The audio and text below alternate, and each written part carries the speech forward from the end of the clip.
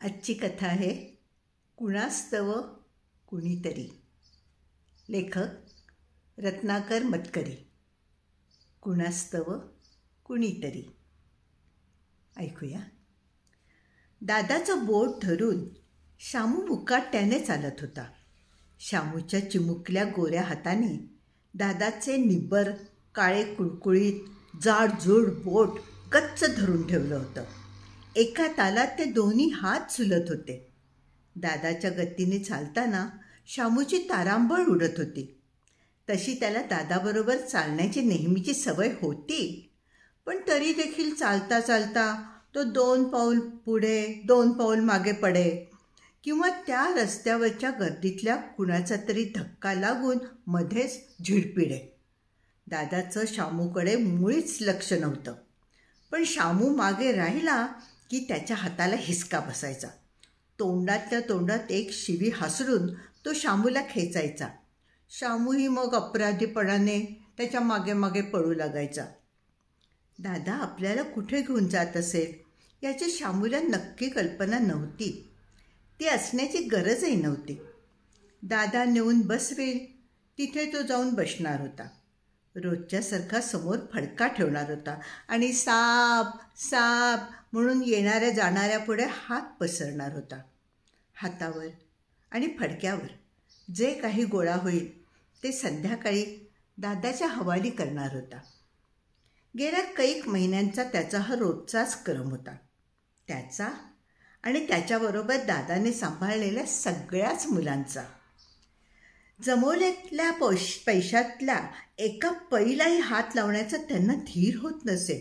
कशी कुणाच ठाऊक, पण तसे केल्यास दादाला ते कळल्याशिवाय राहणार नाही अशी त्या पोरांची भावना होती. आणि कळल्यानंतर तो आपली चामडी लोळवे याचीही खात्री होती. हात किंवा कान पिळण्यासाठी दादाने हात जरी उचलला तरी ती पोरं चळाचळा कापू लागत. दादाच्या रामपुरीचा तर त्या साऱ्या झोपडपट्टीमध्ये दरारा होता. त्या पोरांना दादाशिवाय दुसरं कोणी नव्हतं. दादाच त्यांचं सारं काही करत असे. सारं काही म्हणजे त्यांनी भीक मागून आणलेले पैसे जमा करीत असे. त्या बदल्यात त्यांना 2 वेळेला कडकडीत पाव आणि तांबडा लाल रस्सा देत असे. त्यांना झोपायला अंथरूण देऊन ते फुटपाथवर पसरायची परवानगी देखील देत असे. झोपडीत तो स्वतः झोपायचा आणि बहुतेक वेळा तो एकटा नसायचा. पण त्या पोरांना एवढं पुरेसं होतं. कुणी त्यांची आगळीक केली की दादा त्याला चाकू दाखवायचा. त्यामुळे पोरं दादाच्या जीवावर निर्धास्त होती. इतर मुलांना आईबाप असतात हे त्या पोरांना पाहून पाहून माहीत झालं होतं. स्वतःचे आईबाप मात्र त्यांच्यापैकी कुणालाच आठवत नव्हते. दादाने त्या साऱ्यांना कुठून जमा केलं होतं कुणास ठाऊक, पण समजायला लागल्यापासून त्यांच्यापैकी प्रत्येकाला इतर पोरं आणि दादा एवढंच कुटुंब दिसत होतं.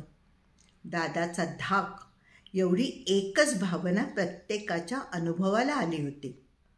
एकदा एका पोराने कुणाचं तरी ऐकून दादाला विचारलं, तू आहेस का माझा बाबा? असं सहजपणे विचारलं. उत्तरादाखल त्याला डोळ्यासमोर चांदण्या दिसतील अशी एक सणसणीत मुस्कटात मिळाली होती आणि आईवरून एक शिवी ऐकायला मिळाली होती. त्यानंतर कुणालाच असलं काही विचारायचं धाडस झालं नव्हतं. दादाबद्दल शामूच्या मनात आणखीन एक चमत्कारिक भीती होती. पोरांपैकी 1-2 जण लंगडे होते. एक आंधळा होता. दादानेच त्यांचं असं केलं असं लोक म्हणत. आपलं पण असं काही होईल याचं शामूला विलक्षण भय वाटे. दादा तसं कधी कधी बोलूनही दाखवित असे. आपल्या गोरेगोमटेपणाची शामूला चीड येई. त्याच्याबद्दल दादा नेहमी म्हणायचा, साला रुबाब तो देखो इसका, दिखता है जैसा एकदम मलबार हिल वाला, कौन भीख देगा इसको, एक दिन इसका हाथ पाँव तोड़ना पड़ेगा तब भी होगा ठीक, फिर दिखेगा बराबर. यावर सगळे मोठमोठ्याने हसायचे. घाबरलेल्या शामूला जवळ ओढून दादा म्हणायचा, हां छोकरी होती तो बात अलग होती. आज दादा आपल्याला कुठे नेऊन बसवणार आहे याचा शामूला अंदाज नव्हता. पण गेले 2-4 दिवस आपण जिथे बसत होतो तिथे त्याने बसवू नये एवढीच त्याची अपेक्षा होती. तिथे दुपारी 4-5 काळीकुट्ट मुलं येत आणि थाळ्या वाजवीत सगळ्यांकडे भीक मागत. येणाऱ्या जाणाऱ्या प्रत्येकाच्या मागे पुढे ते असे काही चमत्कारिक हातवारे करीत नाचत की त्या भूतांना घाबरून किंवा शर्मिंदे होऊन लोक त्यांना पैसे टाकेल. या युक्तीने त्यांचे भरपूर पैसे जमत आणि ती संध्याकाळी लवकर चालू लागत. शामू तिथे बसताच त्यांनी त्याचा छळ करायला सुरुवात केली. आपल्या जागेत नव्या पोराने येऊन भीक मागायला बसणं त्यांना मुळीच पसंत नव्हतं. त्यातून त्याचा गोंडस मुखडा आणि गोरा रंग हे पाहून तर त्यांनी त्याची टिंगलच आरंभली. आपले खडूसारखे दात विचकून ती त्यांच्या भाषेत कचाकचा बोलू लागली, हसू लागली. त्यांच्या बोलण्यातलं एक अक्षरही शामूला समजलं नाही. पण ती आपली टिंगल करतायत एवढं कळणं काही कठीण नव्हतं. नुसतं बोलूनच भागलं नाही, एक जण त्याच्यावर थुंकला आणि तरीसुद्धा जेव्हा शामू जागचा हलेना तेव्हा दुसऱ्याने आपल्या चड्डीची बटणं सोडून सरळ त्याला भिजवून टाकलं.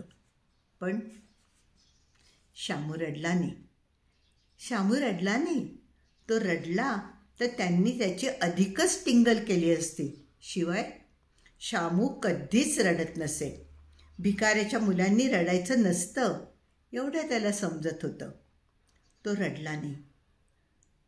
तो अजिबात रडला नाही. जागचा हल्ला देखील नाही. हलण्याची त्याची शहामतच नव्हती. दादा कुठल्याही क्षणी येत असे. पोर बसवलेल्या जागी दिसलं नाही की भरलीच त्या पोराची 100 वर्ष. रात्री तापलेल्या सळीचे डाग देखील मिळायचे. म्हणून शामूने फक्त भिजलेला चेहरा सदऱ्याने टिपला आणि तो तसाच बसून राहिला. परंतु त्याच्या त्या चिकाटीचा काही उपयोग झाला नव्हता. त्या पोरांनी त्याला आपल्यात घेतलं नव्हतं की त्याची भीकही चांगलीशी जमली नव्हती. दादाने त्याला खटसावताच त्याने त्या काळ्या पोरांविषयी सांगितलं होतं. पण तेवढ्याने दादाचं समाधान झालं नाही. बस बस अभी तो तेरा हात पाव काटनाच पडेगा अशी नेहमीची धमकी त्याने दिलीच. शामू इतका घाबरला की त्याच्या पोटातून सणकन कळ आली आणि तो पोट दाबून धरत खाली बसला. नखरा मत कर, ये क्या फिल्म है क्या? म्हणून दादाने त्याच्या कमरेत एक सणसणीत लाथ घातली खरी, पण निदान आपली आवडती कल्पना प्रत्यक्षात तरी आणली नाही. दादाने जर आपलं सांगणं मनावर घेतलं असेल तर तो भीक मागण्याची जागा आज बदलेल याची शामूला खात्री होती. गल्ला सतत 2-3 दिवस कमी झालेला दादाला चालत नसे. तो काहीतरी नवीन युक्ती शोधून गल्ला वाढेल असं केल्याशिवाय राहतच नसे. नेहमीचं वळण मागे पडलं आणि दादाही चालत राहिला.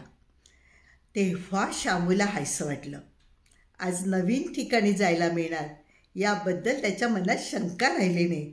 उत्साहाने त्याची पावलं नाचल्यासारखी पडू लागली. दादाच्या मनात आज नवीनच काही बेत होता हे निश्चित. निघताना त्याने जरा अधिकच काळजीपूर्वक शामूचे केस विस्कटले होते. कपडे थोडे अधिक फाडले होते. कोळशाचं फडकं त्याच्या चेहऱ्यावर जोराने घासलं होतं. आणि हसून तो म्हणाला होता, बस बस बस बस बस अब एकदम सरदार दिखते हो. तो हसला तेव्हा शामूचा जीव जरा भांड्यात पडला होता. म्हणजे आता निदान हातपाय तुटण्याचं तरी भय नाही. दादा थांबला तसा शामूही खाडकन थांबला.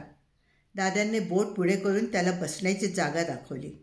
तिथे एका फुटपाथच्या कडेला एका बिल्डिंगच्या पाठीमागच्या बाजूला एक बाई शेवटच्या घटका मोजत पडली होती. तिच्या सगळ्या अंगभर कसले तरी लालसर चट्टे उठलेले होते. अंगावर म्हणजे हाडांच्या सापळ्यावर जी काही चांबडी लोंबकळत होती ना तीवर.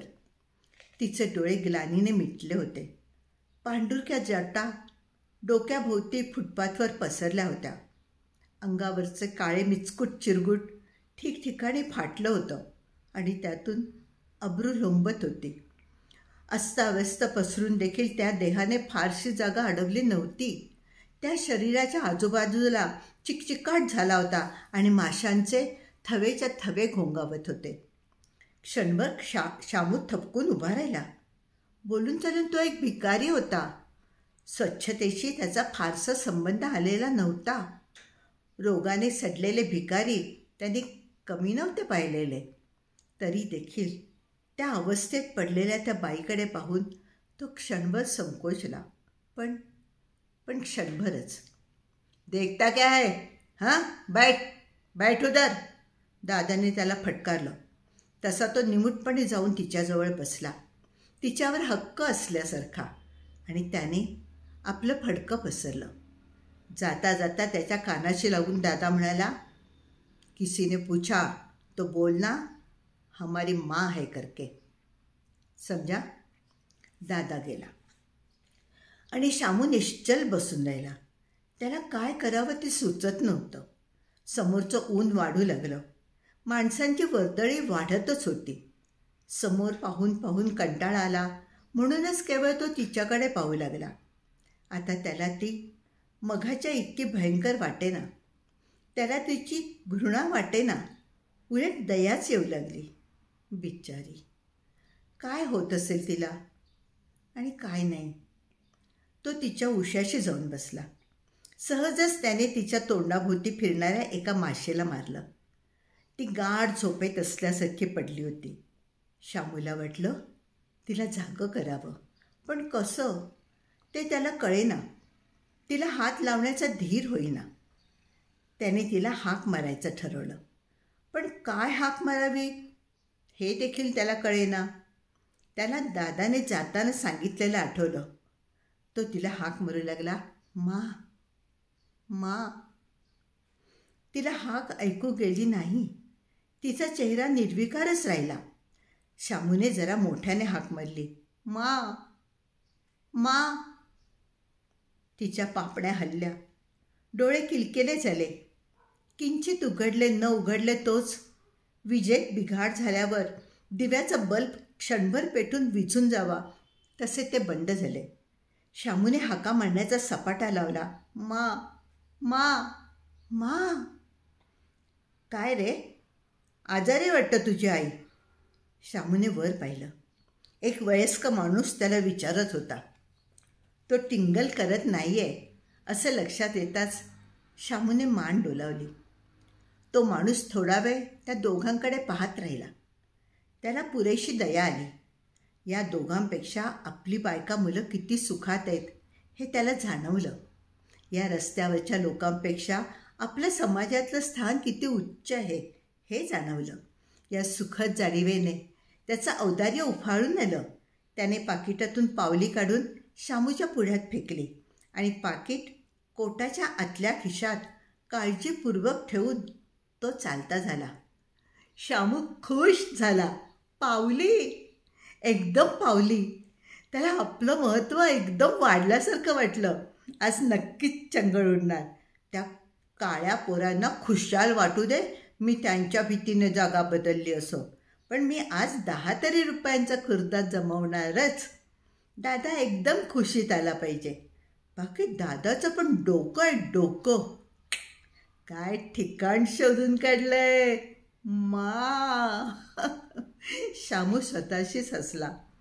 पण दुसऱ्या क्षणी त्याच्या ध्यानात आलं की आपली खुशी कुणाला दिसू देता कामा नये, नाहीतर सगळंच बिंग फुटेल, मारसुद्धा बसेल.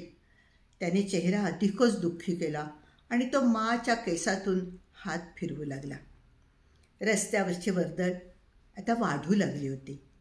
ऑफिसवाली मंडळी घाई गर्दीने रस्ता तुडवू लागली होती. फेरीवाले आपले हारे घेऊन बसू लागले होते. मोटारी हॉर्न वाजवून घोडागाड्यांना आणि हातगाड्यांना घाई करू लागल्या होत्या. सायकली मिळेल त्या जागेतून अंग चोरून पळू लागल्या होत्या. वाहनांच्या आणि माणसांच्या गर्दीची ती नदी पूर आल्यासारखी रस्त्याच्या दोन्ही काठांना धडका देत वाहू लागली होती. एव्हाना आणखीन 4-2 लोक जमले होते. ते जमलेले पाहताच शामूने नकळत तिच्या अंगावरचं चिरगुट सारखं केलं. लोकांची गर्दी मग वाढू लागली. सगळे आपापसात बोलत होते, हळहळत होते, शामूची कीव करत होते. बिचाऱ्याची आई आता मरणार असे त्या बिचाऱ्याला सहज ऐकू जाईल इतक्या मोठ्याने बोलत होते. तिला कसला रोग झाला असेल बरं, यावर विद्वत्तापूर्ण चर्चा करीत होते. अधूनमधून सरकारला देखील शिव्या देत होते. या पलीकडे मात्र त्यांची धाव जात नव्हती. त्या दोघांना भांडभर पाणी आणून द्यावं असं काही कुणाच्या मनात येत नव्हतं. एक मात्र खरं की बहुतेक जण पैसे मात्र टाकत होते. शामूचा आनंद गगनात मावत नव्हता. आजारी आईचा केवढा हा भाव. एरवी त्यांच्या मागे धावलं तरी हाडहूड करणारे हे लोक आज आपण होऊन थांबून पैसे टाकतायत. ते देखील एरवी भिकाऱ्याला घालतात त्याहून कितीतरी अधिक सढळ हाताने. लोक उत्साहाने भीक घालत होते, कारण ही केवळ भीक नव्हती. हा केवळ एक विद्रूप भिकारी नव्हता. ही एक जिवंत शोकांतिका त्यांच्यासमोर उभी होती. हा एक कोवळा पोर प्रत्यक्ष आपल्या मातेच्या उशाशी बसला होता आणि त्याची माता मरण घटका मोजत होती. जिने त्याला जन्म दिला तिचं मरण तो पाहत होता. अशी हृदयद्रावक घटना त्यांनी आजवर फक्त चित्रपटातच पाहिली होती. इथे चित्रपटातलं आर्त गाणं तेवढं कमी होतं, पण माणसं प्रत्यक्ष होती. दुःख सोसणारा मुलगा जिवंत होता आणि त्याची मरणारी आईसुद्धा जिवंत होती. हे प्रदर्शन तसं पाहण्यासारखं असल्याने ते एकमेकांना सांगत होते आणि अधिक माणसं जमा होत होती. ज्यांना रोगाची भीती वाटत होती ती लांबूनच दुसऱ्यांच्या खांद्यावरून डोकावून पाहत होती. पण प्रत्येकजण जाताना कसलं ना कसलं तरी नाणं टाकत होता. कोणी स्वतःला दया आली म्हणून, कोणी दुसरा काय म्हणेल म्हणून. प्रत्येकजण 5-10 पैशात माणुसकीचा दाखला विकत घेत होता. त्या मरणाऱ्या जीवाभोवती एकच गर्दी उसळली होती. कोई भी चीज उठाव ह्याच्या भोवती असते ना तशी, गारुड्याच्या खेळाभोवती असते तशीच गर्दी या जाहीर मरणाभोवती जमली होती. परंतु त्या गर्दीतही तो मरणारा जीव एकटा होता आणि त्याच्या शेजारी दुसरा एक जीवही एकटाच होता. गर्दीच्या बोलण्याकडे शामू लक्ष देत नव्हता, किंबहुना लक्ष नसल्यासारखंच दाखवत होता. कुणालाही उत्तर देण्याचा प्रसंग तो टाळत होता. कुणाही एकाला उत्तर दिलं की सगळ्यांना तोंड द्यावं लागेल हे त्याला ठाऊक होतं. त्यातून त्याला मुद्दाम खोटं बोलावंसं वाटत नव्हतं आणि खरं तर सांगणं शक्य नव्हतं. म्हणून तो काहीतरी उद्योग शोधून काढत होता आणि त्यात गुंतल्यासारखं दाखवत होता. आपल्या मापासून दूर बसणं त्याला शक्यच नव्हतं. जमलेल्या गर्दीला त्याचा खोटेपणा कळून आला असता, म्हणून त्याला तिच्या सेवेचं खोटं नाटक करणं भाग पडत होतं. कुठे तिचं तोंड पूस, कुठे चिरगुटासारखी कर, कुठे तिचं डोकं मांडीवर घे, असं काही ना काहीतरी तो करीतच होता. लोक त्याचं कौतुक करत होते. मुलाला आईची किती काळजी आहे बघा, नाही खूप काळजी आहे असं म्हणत होते. पण शामू अवघडून गेला होता. लोक कधी जातीलसं त्याला झालं होतं. वाटत होतं दादा आपल्याला करतो तसं प्रत्येकाच्या पायावर पट्टीने मारावं आणि म्हणावं पुढं वा पुढं वा, थांबू नका, इथे काय आहे तुमचं, हां पुढं वा पुढं वा. पण तसं करणं शक्य नव्हतं. ते त्याचे अन्नदाते होते. शामू चुळबुळ करत होता. केव्हापासून त्याला गटाराच्या कडेला जाऊन यायचं होतं, पण आपल्या माला गर्दीत एकटं टाकून त्याला जाता येत नव्हतं. मुख्य म्हणजे पैशांचं फडकं सोडून त्याला जाता येत नव्हतं. शिवाय हीच वेळ गर्दीची होती, हीच संधी पैसे मिळवण्याची होती. तेव्हा माच्या डोक्यावरून हात फिरवीत तसंच कळवळत बसण्याखेरीज त्याला इलाजच नव्हता. शामूला गंमत वाटली.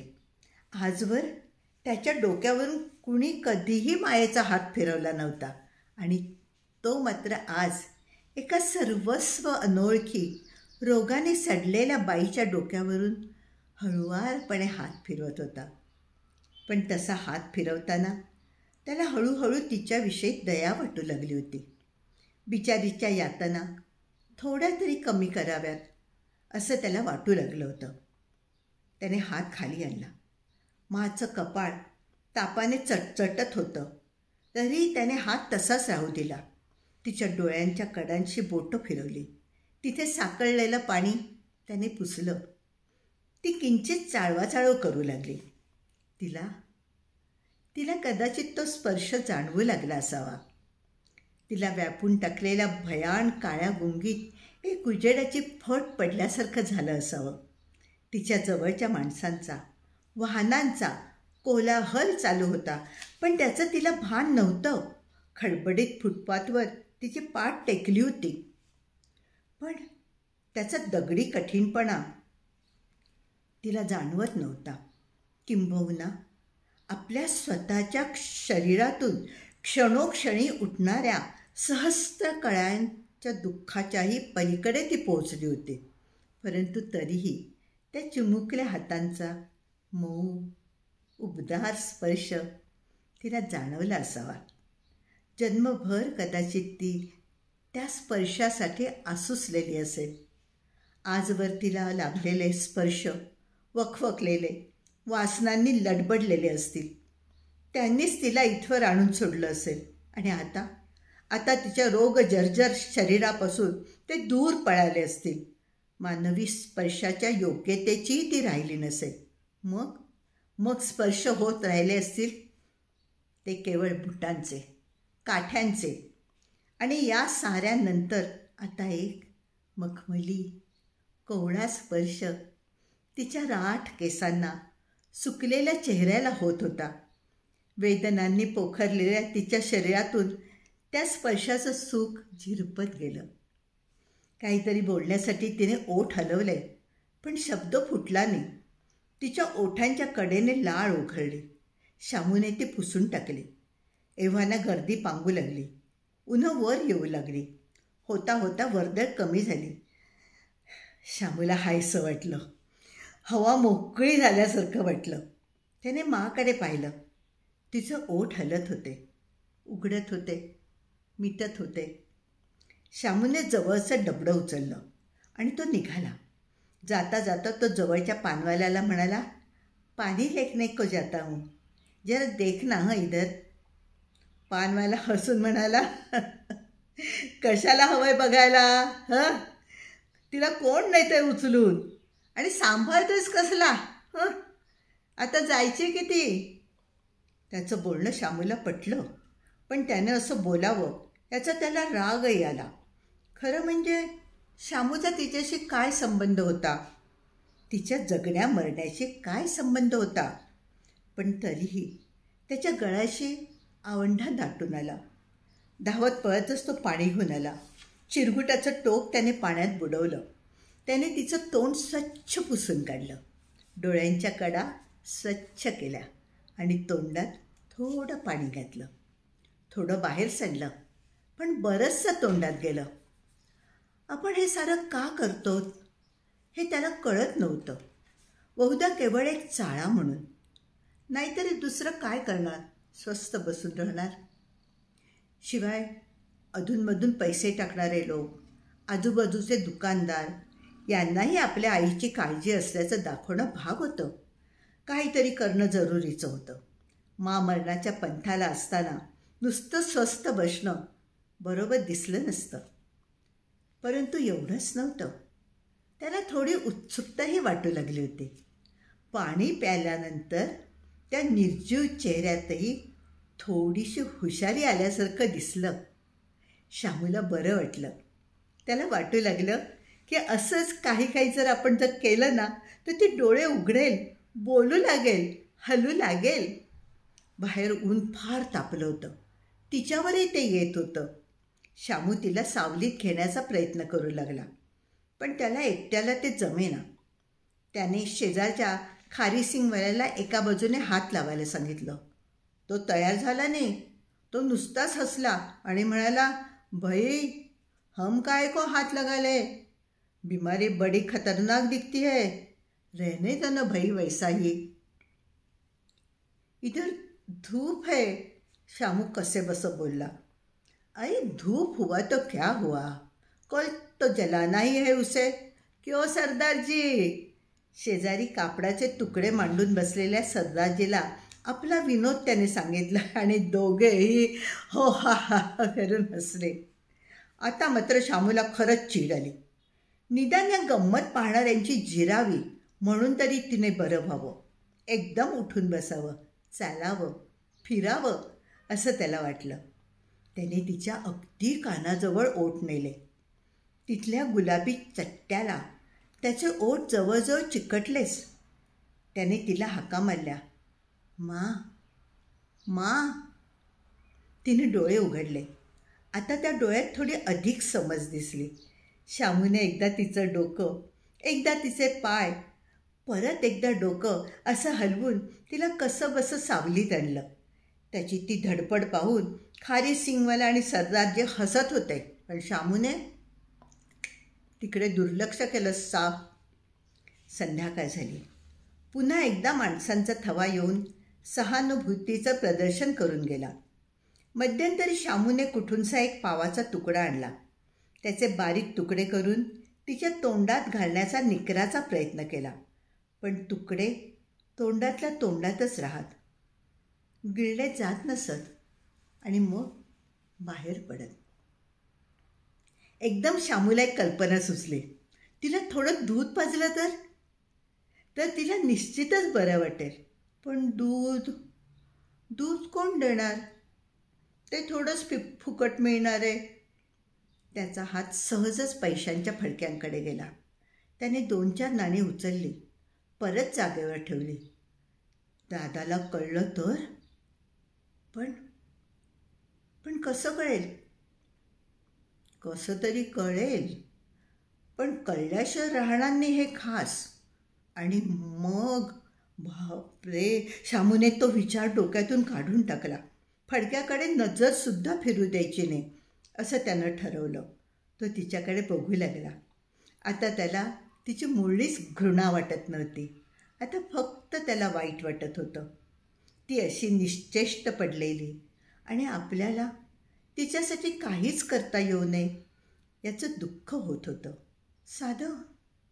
साधं दूधसुद्धा. आणि एवढ्यात कुणीतरी एक नाणं फेकलं. ते त्याच्याच दिशेने घरंगळत आलं. शामूचा हात त्या नाण्यावर पडला.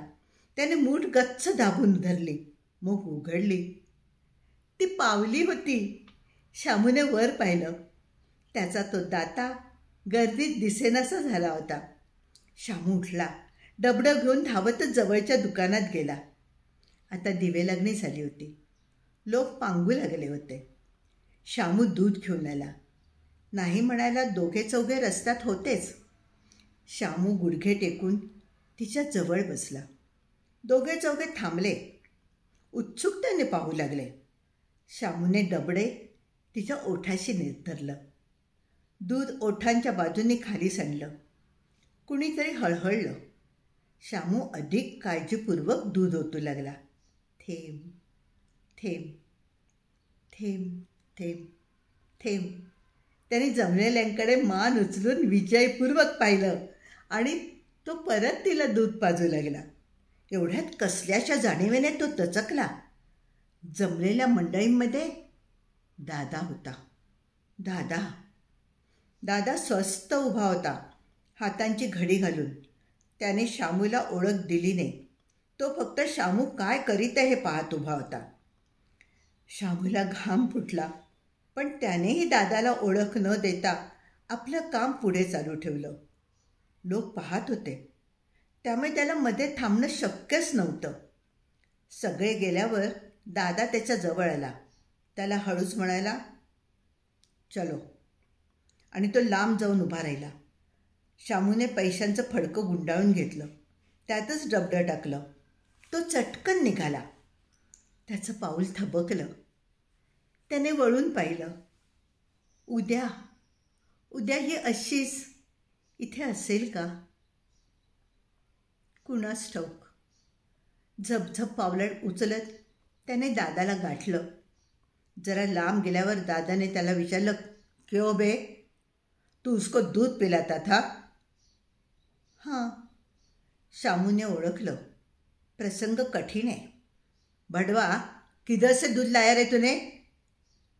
एक भैया जाता था साइकिल पर से, उसने दिया. दादाचा पारा उतरला. पैसा नहीं दिया ना? नहीं, पैसा कौन देगा? शामू सफाई ने म्हणाला. लेकिन तू साला उसको बड़े प्यार से दूध पिलाता था, जैसे सचमुच तेरी माँ हो. माँ? हाँ हाँ, शामू चटकन हुशारीने म्हणाला. बुढ़ी बचेगी तो कल भी पैसा मिलने वाला है ना. शामूच्या या उत्तराने दादा अगदी खुश होऊन गेला. शामूच्या पाठीवर हात मारत तो जोराने खिंकाळला. शामू हे खोटं खोटं हसला. पण घरी जाईपर्यंत त्याचा उदासपणा वाढतच गेला. खरं तर आज रोजच्यापेक्षाही कितीतरी अधिक पैसे त्याला मिळाले होते. दादानेही त्याचं कौतुक केलं होतं, पण तरीही त्याला सुचेनसं झालं होतं. रात्रभर त्याला नीटशी झोप लागली नाही. डोळ्यांसमोर तो रस्ता दिसत होता, तो फुटपाथ दिसत होता. फुटपाथवर अस्ताव्यस्त पडलेला तो देह दिसत होता. दिवसभर आपण तिचं डोकं मांडीवर घेऊन बसलो होतो आणि मग एकाएकी आपण तिला सोडून आलो. त्यानंतर काय झालं असेल तिचं? ती तशीच बेशुद्धीत पडून राहिली असेल. रात्र झाली असेल, दिवे लागले असतील. दिव्यांच्या प्रकाशात ती कशी दिसत असेल? रहदारी थांबली असेल, सगळं शांत झालं असेल. ती तशीच पडून राहिली असेल. तिला दिवसभराची वर्दळ आणि आताची ही शांतता यातला फरक कुठून कळायला? पण ती तिथेच असेल का? अजून असेल की कुणी तिला उचलून नेलं असेल? किंवा कदाचित तिथे पडल्याच तिचं काही बरं वाईट? या शंकेसरशी शामू अंथरुणातल्या अंथरुणात उठून बसला. आत्ताच्या आत्ता उठून तिकडे जावं असं त्याला वाटू लागलं. मग त्याने पाठ अंथरुणाला टेकली आणि तो झोपण्याचा प्रयत्न करू लागला. कुठली कोणती? आपली कुणी नाही, दादाच आपला. आपण फक्त त्याने सांगितलेलं ऐकायचं. त्याने सांगितलं म्हणूनच तिला माँ म्हणायचं. नाहीतर ती काही खरीखुरी आपली माँ नाही आहे. आपली ती कुणी नाही आहे आपली ती. तरीही दुसऱ्या दिवशी ती अजूनही तिथेच पडलेली त्याला दिसली तेव्हा त्याला आनंद झाला. आज त्याने अधिक उत्साहाने तिचं सारं काही करायला सुरुवात केली. त्याला आशा वाटत होती की आज तरी ती शुद्धीवर येईल, काहीतरी बोलेल, हात उचलेल, आपल्या पाठीवरून फिरवेल. हा विचार मनात आला आणि त्याची त्यालाच लाज वाटली. तिने आपल्या पाठीवरून हात फिरवावा असं आपल्याला का वाटलं हे त्याला कळेना. ती कोण आपली? आणि दुसऱ्या कुणीतरी कधीतरी आपल्या पाठीवरून हात फिरवलाय का? शामू विचार करू लागला. त्याच्या वयाला शोभणार नाही इतक्या प्रौढपणाने विचार करू लागला. ती कोण असेल? कुठे राहत असेल? इथे कशी येऊन पडली असेल? पण या प्रश्नांची उत्तरं त्याला काही केल्या सुचेनात. दादाने देऊन ठेवलेली ताकीद तो मनातल्या मनात घोळवत राहिला. अबे देखो, बुढ़ी जब मर जाएगी तब उसी मिनट तू पैसा लेके उधर से छू हो जा. उधर मत ठहर, वैसा ही बैठेगा तो साला पुलिस के फंदे में आ जाएगा. त्याने ते कबूल केलं होतं. नाहीतर दादा त्याला सोडायलाच तयार नव्हता. आज ती नक्की मरणार, तू जाऊ नकोस असंच तो त्याला सांगत होता. नसती भानगड गळ्यात यायची. पण शामूने दादाला बरोबर ओळखलं होतं. तो काल कसे चिक्कार पैसे मिळाले, आजही कसे तसेच मिळतील हे पुन्हा पुन्हा दादाला पटवत राहिला. तू मुळीच काळजी करू नकोस, मी ती मरत्या क्षणीच तिला सोडून निघून येईन असं सांगत राहिला. तेव्हा कुठे दादाने त्याला पाठवलं का कोण जाणे, पण ती मरेपर्यंत आपण तिच्या जवळ असावं असं शामूला वाटत होतं. ती कदाचित मरणार नाही, बरी होईल अशी आशासुद्धा वाटत होती. पण तसं म्हणायला कुणीच तयार नव्हतं. सारेजण ती मरेल असंच म्हणत होते. गर्दीतले बघे, खारी सिंगवाला, सरदारजी, पानवाला, दादासुद्धा. पण मरणार म्हणजे काय होणार तिचं? आजवर शामूने कुणाला मरताना पाहिलं नव्हतं. मेरे को कैसा समजेगा मर जाएगी तो, त्याने दादाला सरळपणे विचारलं होतं. त्याचा तो प्रश्न ऐकून दादा मोठ्याने हसला होता. इतका हसला की त्याचं हसणं आता थांबणारच नाही असं शामूला वाटलं. दादा इतका हसला की त्याच्या डोळ्यात पाणी आलं. हसता हसता तो एकदम गप्प झाला आणि डोकं धरून खाली बसला. शामूची नजर आपल्यावर खिळली आहे हे त्याच्या लक्षात आलं. तेव्हा तो त्याला तडकून म्हणाला, साला ठंडी हो जाएगी, तो समझ में नहीं आएगा क्या? बस आता तिच्या थंड होण्याची वाट पाहिजे. इतकी साधी गोष्ट, सोपी गोष्ट. मरण भयंकर आहे असं उगाच सगळे म्हणतात, आपणही उगाचच घाबरतो. ती मरणार म्हणजे तसं काही होणार नाही आहे, तिचं शरीर थंड होणार.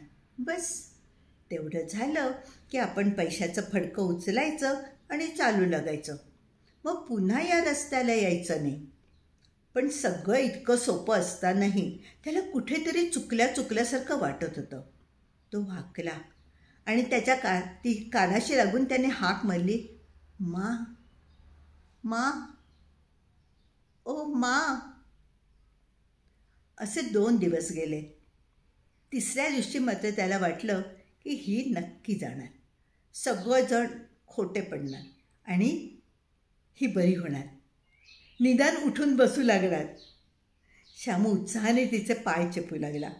वेळ दुपारची होती आणि वर्दळ बरीच कमी झाली होती. एकदम तिचे ओठ हलल्यासारखे झाले. शामूने डब्यातून तिला थेंब थेंब पाणी पाजायला सुरुवात केली. तिने डोळे उघडले. क्षणभर शामूकडे पाहिलं, अगदी नीट पाहिलं. त्याची ओळख पटल्यासारखं पाहिलं. तिचं ओठसुद्धा हलले. शामूला वाटलं की आता ही नक्की काहीतरी बोलणार, पण शब्द फुटला नाही. ओठ नुसतेच हालत राहिले. तिने हात उचलला. शामूला विलक्षण आनंद झाला. त्याने तो चट्ट्यांनी भरलेला हात आपल्या हातात घेतला. त्यावरच्या शिरांवरून बोटं फिरवली. हात उचलला आणि आपल्या गालाशी नेला. क्षणभर तो हात त्याच्या गालांवरून फिरला. तिच्या डोळ्यांच्या कडातून पाणी ओघळलं. पण दुसऱ्या क्षणी तो हात खाली पडला आणि ते डोळे मिटले. विलक्षण भयाने शामू जागचा उठून उभा राहिला. असं कसं झालं? आत्ता ती बोलेल, अंगावरून हात फिरवेल असं वाटता एकदम तिची हालचाल कशी थांबली? आत्ताच तिला हुशारी वाटू लागलेली होती ना.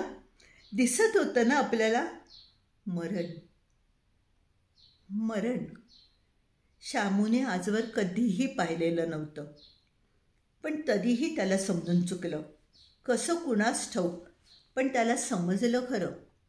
त्याने खाली वाकून बोचकं बांधलं आणि तो तिथून पळत सुटला. मागे वळूनही न पाहता. जणू तो पळत नव्हताच. भीतीची एक प्रचंड भावना त्याला पळवत होती. एका गजबजलेल्या भागात येऊन पोचल्यावर तो पळायचा थांबला. तिथल्या एका थिएटरच्या पायऱ्यावर तो थकून बसला. एकाएकी त्याला रडू कोसळलं. आजवर तो कधीच रडला नव्हता. आजवरचं ते सारं साचलेलं दुःख जसं काही वाट फोडून बाहेर आलं. आपण नेमकं कशासाठी रडतोत हेही त्याला कळत नव्हतं. पण गुडघ्यात डोकं खुपसून तो हमसा हमशी रडत होता. आजवर कधीच त्याला इतकं एकटं वाटलं नव्हतं, इतकं पोरकं वाटलं नव्हतं. त्याला नुसतं ती गेल्याचं दुःख होत नव्हतं. आपल्या अंगावरून हातही न फिरवता, आपल्याला आठवण म्हणून काहीच न देता, नुसती बेटा अशी हाक सुद्धा न मारता ती गेल्याचं दुःख त्याला होत होतं. रडता रडताच त्याने वर पाहिलं. समोरच्या मुलाने देखील पाहिलं. श्यामूने शर्टाच्या फाटक्या बाहीने डोळे पुसले. समोरच्या मुलानेही पुसले. श्यामू त्या आरशाच्या अगदी जवळ जाऊन उभा राहिला. त्यातलं स्वतःचं प्रतिबिंब पाहताना एक नवीनच गोष्ट त्याच्या लक्षात आली आणि एकाएकी त्याचं दुःख हलकं झालं. एकदम मन मोकळं झालं. त्याची माँ त्याला आपला न म्हणताच गेली नव्हती. ती त्याला काहीतरी देऊन गेली होती. एक खूण, खास स्वतःची अशी एक खूण. श्यामूच्या गालावर एक लहानसा गुलाबी चट्टा उमटू लागला होता. त्या चट्ट्यावरून प्रेमाने हात फिरवता फिरवता श्यामूला आधार सापडल्यासारखं वाटू लागलं. मगापासून त्याला जे हरवल्यासारखं वाटत होतं ते थोडंसं कमी झालं. त्याला माँ मिळाली होती. त्या चट्ट्यावरून हलका हात फिरवीत, बोचकं सांभाळत श्यामू आरशापासून दूर झाला. गर्दीत मिसळून चालू लागला. चालता चालता तो स्वतः पुन्हा पुन्हा म्हणत होता, चलो अच्छा हुआ, बहुत अच्छा हुआ. अभी दादा को हाथ या पाँव काटने की ज़रूरत नहीं पड़ेगी. अच्छा ही हुआ, बहुत अच्छा हुआ.